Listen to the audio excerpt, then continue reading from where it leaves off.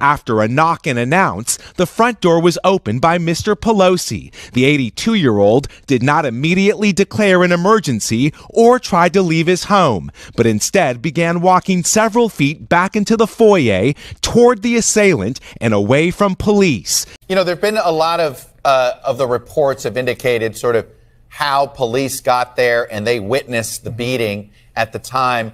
And there seems to be a hint that there was a third person in the house. You've got some new details on that as well, Tom. What can you tell us? Well, that's correct, Chuck. So the police chief came out and did a press conference later on Friday when most people had already started to go to bed on the East Coast. And in that press conference, he stated that there was a third person inside the house that opened the door for police when they were called to that house. And that's when they saw the struggle over the hammer between DePepe and Pelosi. And then DePepe, according to police, struck Pelosi in the head. There's a lot of misinformation coming out about Paul Pelosi's attack, leaving room for wide speculation and causing a lot of confusion. We're going to sift through most of it and try to find the truth. I'm your host, Hyde. This is Hide and Seek Media.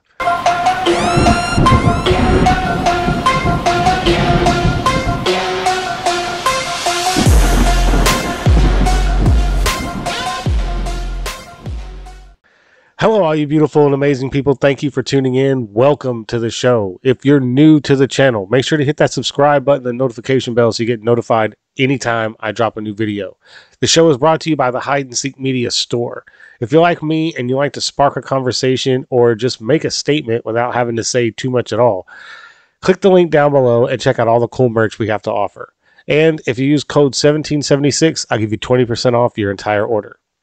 So, Paul, as most of you know, Paul Pelosi was attacked in his home on October 28th at about 2 o'clock in the morning by a man named David DePape. And the mainstream media is running with political violence as the narrative for the attack, and how right-wing rhetoric is the fuel that pushed David DePape to the breaking point to where he had no choice but to break into Nancy Pelosi's home, right? And consequently assault her husband. Now, initial reports that came out about this had some weird details, and they have since been either retracted or debunked. After a knock and announce, the front door was opened by Mr. Pelosi. The 82-year-old did not immediately declare an emergency or try to leave his home, but instead began walking several feet back into the foyer toward the assailant and away from police. But that led a lot of people to jump to a lot of weird conclusions and some false narratives about what happened at Nancy Pelosi's home that night. So what I'm going to do is I'm going to pull up a few articles. We're going to talk about some of that misinformation, and I'm going to give you what I believe is the real truth about this story. So let's check this first story out from NY1 in New York. So they have it here, misinformation swarming around Paul Pelosi attack. Now, mind you, this story was updated on the 4th. So it is a few days old, but we're going to go through it and because it's got some interesting points I want to point out. So they go on to say, early Friday morning, a man broke into Nancy and Paul Pelosi's San Francisco home and attacked Paul Pelosi, 82, with a hammer, authorities said. The speaker's husband was rushed to a hospital and underwent surgery to repair a skull fracture and serious injuries to his right arm and hands. A spokesman for Nancy Pelosi said, Paul Pelosi is expected to make a full recovery.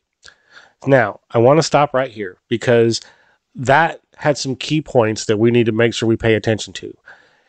He had a skull fracture, which is from him being hit in the head with a hammer. And then he had serious injuries to his right arm and hands. So those are key points, and I want to make sure that we remember that he had serious injuries to his right arm and hands. Okay, so let's get back to this story. The suspect, David DePape, 42, is charged with a number of state offenses, including attempted murder, burglary, assault, and false imprisonment.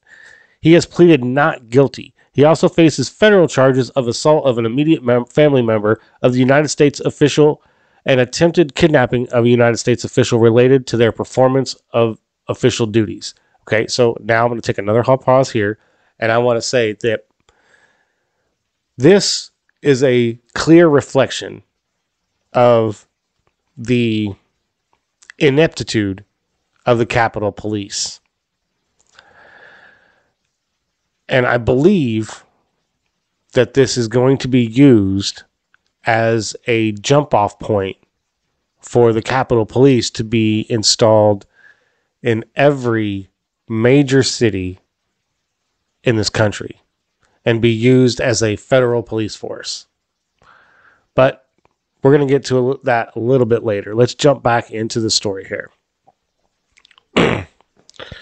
Police say DePape entered the home asking, "Where is Nancy?" The suspect told police he planned to hold the House Speaker hostage, ask her questions, and break her kneecaps if he thought she was lying to him, according to the federal criminal complaint.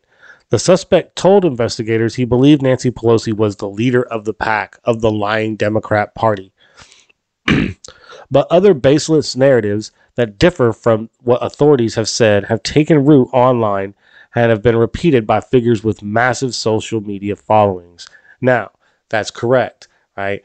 Elon Musk cracked a joke about DePape being Paul Pelosi's lover, and, there were initial reports, okay, that had some weird reporting. There were some weird details being reported, and people were trying to make sense of those details.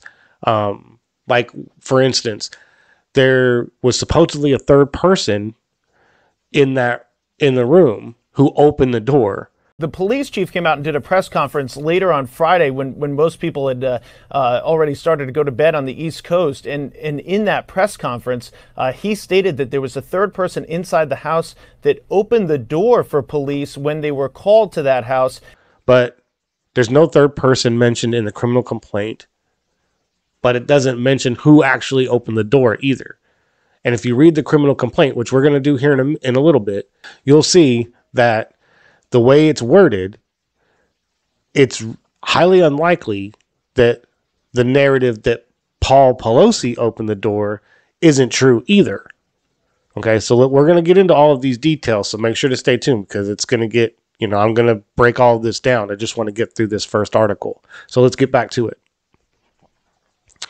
A day after the attack, the Santa Monica Observer, a website known for pushing dubious claims, published an article promoting a conspiracy theory that Paul Pelosi and DePape were having a gay tryst when the disturbance broke out.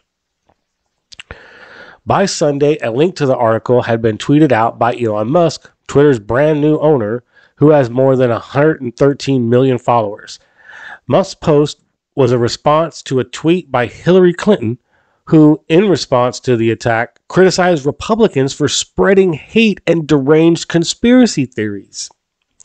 So, they say that DePape he spread crazy right-wing conspiracy theories online.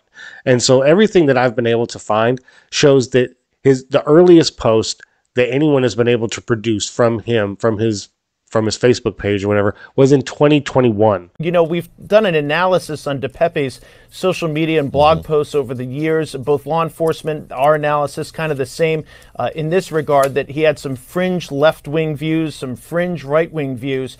But according to our own Ben Collins, really over the last year or so, Chuck, this individual went to the alt-right, far-right type ideology that we've seen, talking QAnon, talking Pizzagate, and then just a lot of very anti-Semitic postings. And it was a Mike Lindell video. But this was 2021. Let's talk about the 20 years that he lived in San Francisco, right? Before that, and what this man represented, and how he presented himself and what he believed in, the ideology that he followed, right? They don't talk about that. They only talk about what happened from 2021 to now. So let's take that into consideration and remember that point, because I'm going to come back to that too. So they go on to say, quote, "There is a tiny possibility there might be more to this story than meets the eye," Musk wrote while tweeting the link to the article. Okay, so that's just, he's right. There is more than meets the eye to this story, and we're going to get to that. But probably not, it more than likely wasn't some gay tryst or anything like that. I do believe that DePape could possibly have been in the home without breaking in, and they needed to make it look like a break-in. And that could explain the serious injuries to Paul Pelosi's arm and hands, is that he's the one who punched the window out with a hammer, or, maybe DePape's bag, because I believe DePape's backpack was found on the back porch by the broken window. So it's a very good possibility that he had it. There was a struggle, something. He pushed it through the window. We got to make this look like a break-in, or, we've got to make this look legit, because there's also conflicting reports about whether he, there's one report saying that Pelosi opened the door and then went back to the assailant and never said that he was in danger. But then there's reports in the complaint. It's stated that when the door was opened, police officers witnessed DePape and Pelosi in a struggle for the hammer. So never says who opened the door. It does say that Pelosi greeted them and that DePape said everything's all good. And then he yanked the hammer from Pelosi and smacked him in the head with it. So there's a lot of conflicting reports. We're going to get to all of that. So what I want to do now is I want to jump over to the criminal complaint. And down here in the criminal complaint, facts supporting probable cause, right? This is basically all of the facts that they have to support the reasons why they arrested DePape and are charging him with what they're charging him with. So it says, on October 28th, 2022 at 2:23 a.m., San Francisco dispatch received a 911 call from Paul Pelosi, located at the Pelosi residence in San Francisco, California. So according to the story, Pelosi was asleep. DePape comes in, wakes him up, demanding for him to tell him where Nancy is and to bring Nancy to him. And then through this argument, right, and all of this, never once does DePape use the zip ties that he has with him. Never once does he use them to zip tie Paul Pelosi's hands. He allows him to go to the bathroom and then allows him to stay on the call with 911. Not only that, but identifies himself on the call while Paul Pelosi is on the call.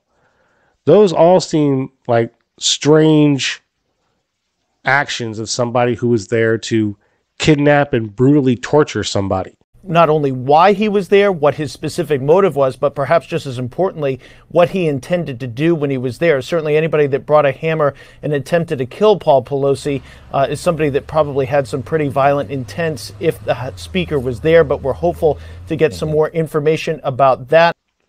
Right? You don't announce to 911 that my name is David, I'm a friend of I'm a friend of theirs, and allow your captive to go to the restroom and use the phone, and then allow him to stay on the phone once you realize he's on the phone with 911. That's all weird, right? That to me seems like somebody who maybe not have been actually there to do those things. I don't know. It just seems odd to me that that the glass on the window looks like it was busted from the inside out.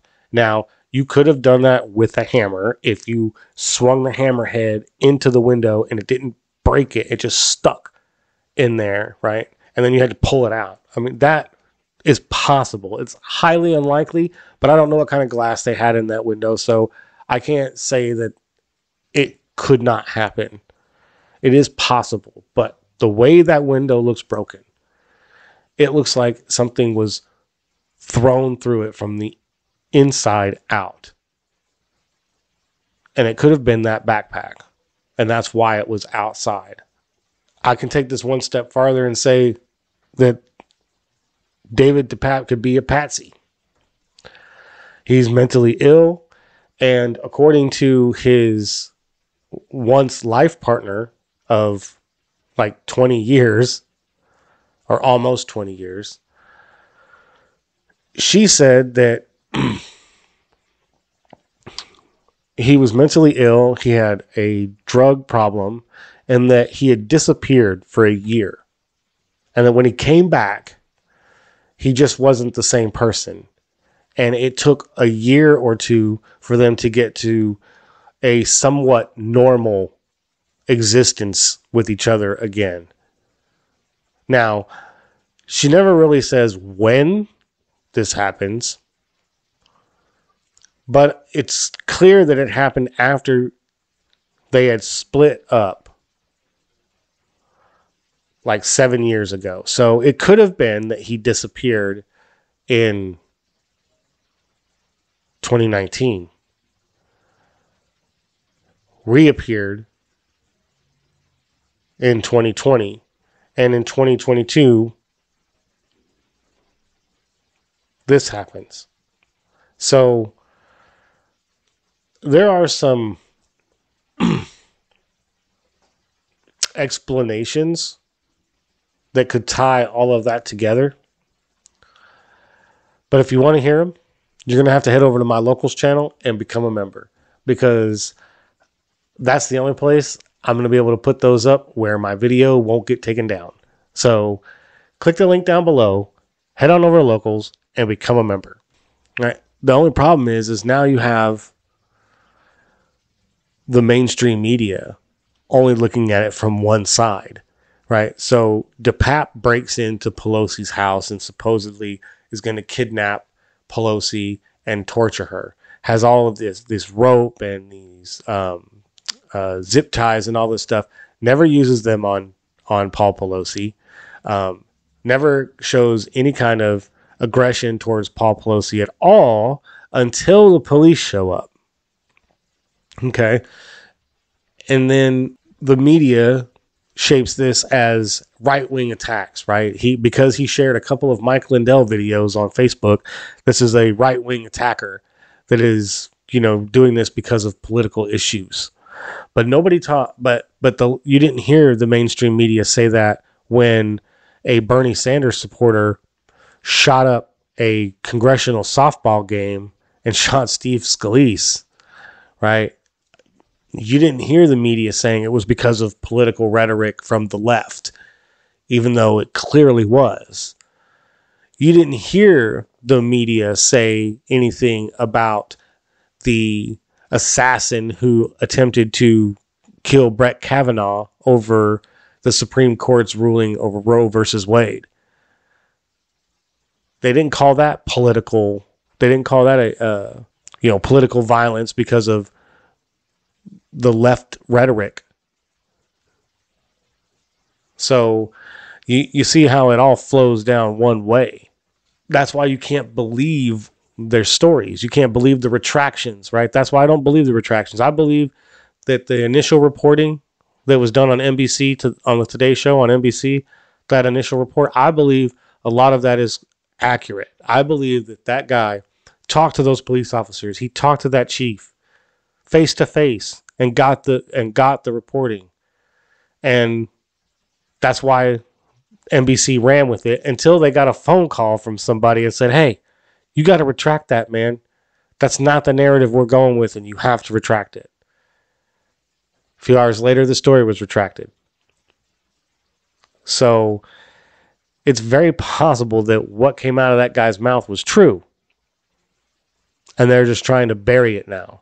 And anybody who believes that narrative is believing a conspiracy theory, even though it was reported by NBC News. It's funny, they keep calling DePape right wing because he shared a couple of Mike Lindell videos on Facebook a couple of years ago or last year. But they don't talk about all of the activism he did the 20 years he lived in San Francisco before that. Right. So I found this story here from ABC 7 in San Francisco. The former partner of the man accused of violently attacking Speaker Nancy Pelosi's husband at their San Francisco home on Friday is revealing new details about the suspect. Hello, this is Gypsy Taub. I'm the ex-life partner of David DePape and the mother of his children. All right, she goes on to say, we just wanted to test the waters to see how much the police department respected our First Amendment rights, Taub said in 2013. She's now revealing a long-time relationship with David DePape. He is mentally ill. He has been mentally ill for a long time. So in this article, it goes on to say, he is mentally ill. He has been mentally ill for a long time, said Taub, his life partner, or ex-life partner, who was found guilty on 20 counts, including attempted abduction of a 14-year-old boy near the Berkeley High School. She told NBC News that her and DePape met more than 20 years ago, and together they raised 2 sons and their daughter until about 7 years ago.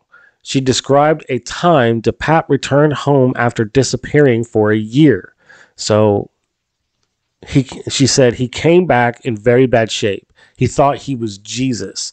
He was constantly paranoid, thinking people were after him. And it took a good year or two to get back to, being halfway normal. Okay, so, they're very vague as the timeline here, right? So this could have very easily happened recently. Cameras around the home were not being monitored at the time because Nancy Pelosi was in Washington. Meanwhile, U.S. Capitol Police have begun reviewing their own security protocol following this attack. I'll be surprised. I will be surprised if we see body cam footage from those officers who answered the door or footage from the actual cameras from the Capitol Police. I will be shocked and amazed if any of that footage comes out. And there's a reason why it won't. I'm going to leave it there. If you've made it all the way to the end of the video, I appreciate you guys watching. It really does mean a lot to me. If you haven't already, hit that subscribe button, the notification bell so you get notified anytime I drop a new video. Smash that like button. Leave a comment down below. Let me know what you think about this video, the topic, and the channel. I love to engage with my viewers, so feel free to fire away. But the most important thing you can do is hit that share button and share this video on all social media platforms. Those interactions will show YouTube that my video needs more impressions, and that's how we grow. I appreciate everything you guys are doing, and I'll catch y'all later. Peace.